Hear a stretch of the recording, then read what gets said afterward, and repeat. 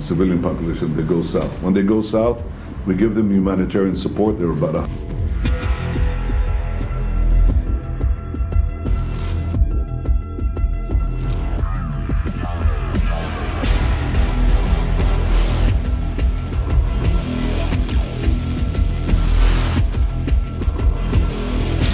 Hoje, as forças de defesa de Israel anunciaram que tinham efetuado ataques a mais de 100 alvos do Hamas na faixa de Gaza durante o último dia.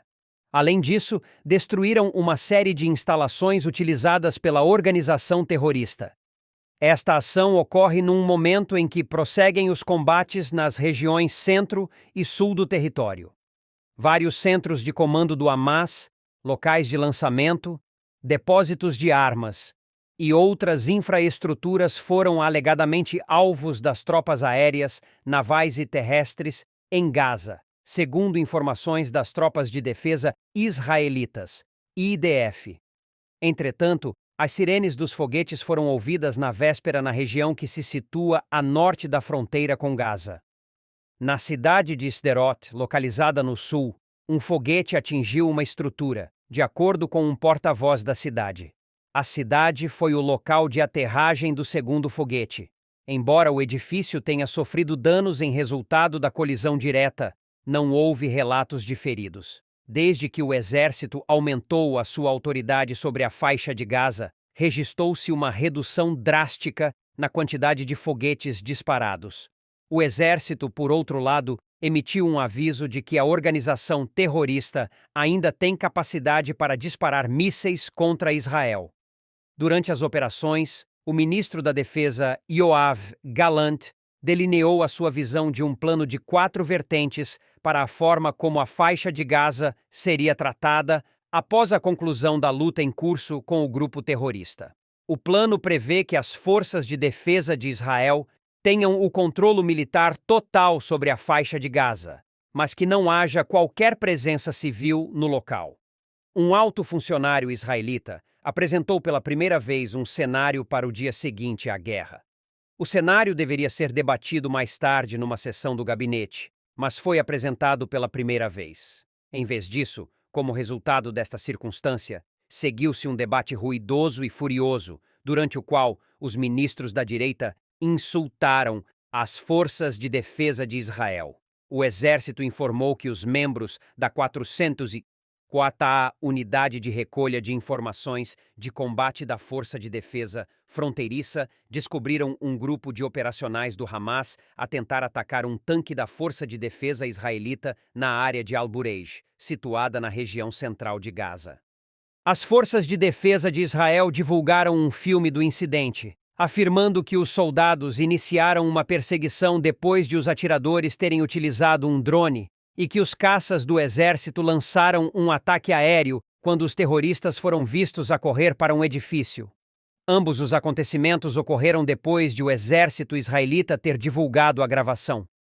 Vários locais de lançamento de foguetes que eram utilizados para disparar mísseis contra Israel foram descobertos pelas forças de reserva da Brigada Kiryat em Khan Yunis, que se situa na parte sul de Gaza.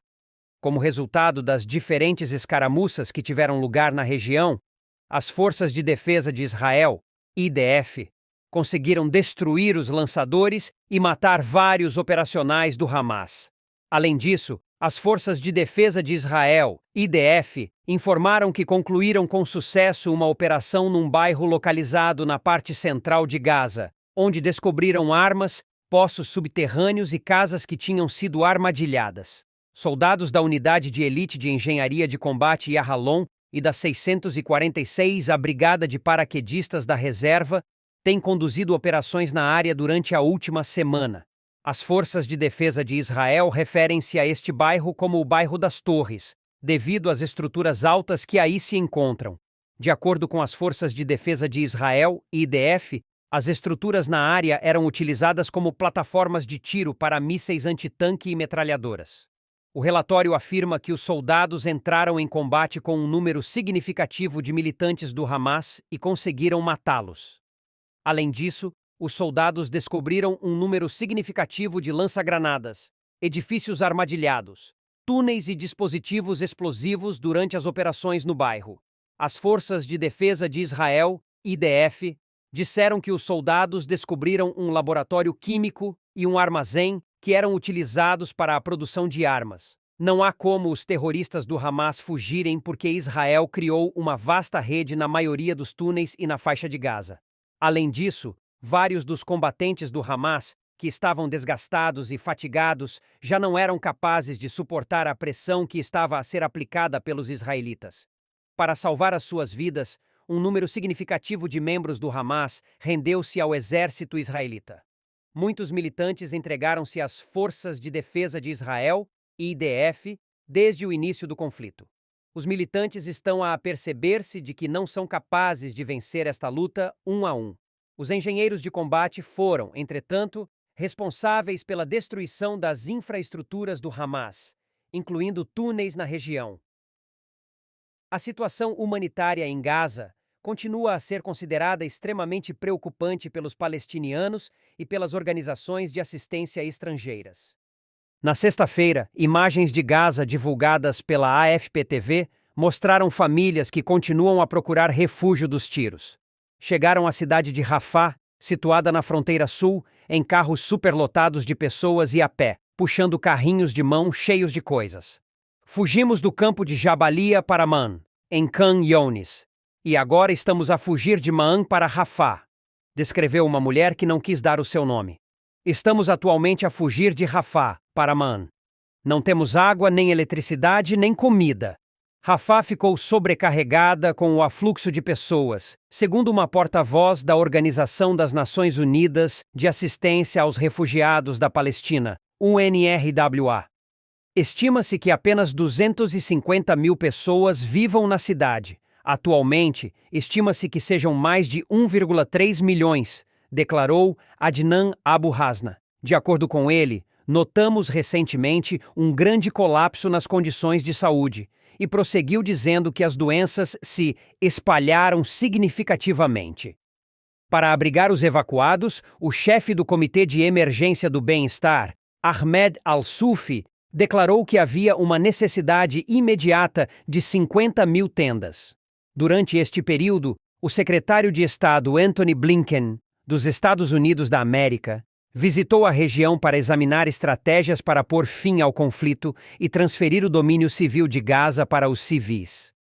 No decurso da sua visita, Blinken tenciona encetar conversações com os dirigentes israelitas sobre medidas imediatas para aumentar significativamente a assistência humanitária a Gaza, segundo Matthew Miller, porta-voz do Departamento de Estado. De acordo com um comunicado divulgado pelo Ministério dos Negócios Estrangeiros alemão, a mais alta diplomata alemã, Annalena Baerbock, também se deslocará à região, iniciando a sua viagem em Israel no dia seguinte, a fim de se encontrar com responsáveis palestinianos. Na sequência das explosões mortíferas no Irão e do alegado ataque israelita no Líbano, que causou a morte do chefe terrorista do Hamas, Saleh al-Arouri, os diplomatas ocidentais fazem as suas visitas no meio de preocupações crescentes sobre a possibilidade de um conflito regional. O Irão condenou Israel e os Estados Unidos pela dupla bomba que destruiu uma reunião num memorial nos Estados Unidos em homenagem ao antigo chefe da força de elite iraniana Quds, o general Qassem Soleimani. Enquanto o Hezbollah e o Hamas prometeram vingar-se da morte de Arouri, o Irão culpou Israel e os Estados Unidos pelo ataque. Há exatamente 4 anos, foi realizado um ataque com drones no Iraque.